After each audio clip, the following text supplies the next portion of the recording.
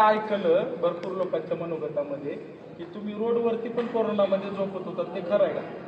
हो, त्यावेळी तर कोविडमध्ये ही मंडळी कुणी दिसली नसतील. ती घरात स्वतःचा जीव वाचवण्यासाठी घरात लपून बसली होती.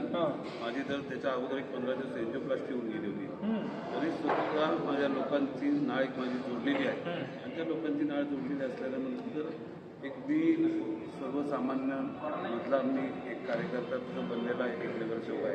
त्यामुळे सर्वसामान्य कुटुंबातलं मला ती जाण आहे. त्यामुळं माझा सर्वात महत्त्वाचा अजेंडा हा होता की माझ्या लोकांना मी वाचवलं पाहिजे आणि हा वाचवण्यासाठी मीच नाही, माझं अख्खं कुटुंब असेल, माझा अख्खा मित्र परिवार कार्यकर्ते आम्ही सर्व रोडवर उतरलो.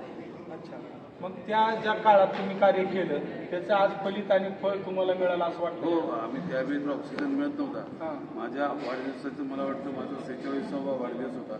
मी ते 46व्या वाढदिवसात 46 ऑक्सिजन सिलेंडर आम्ही मित्रमंडळीने आम्ही बायसेलला गिफ्ट केले होते. आणि तुम्ही आता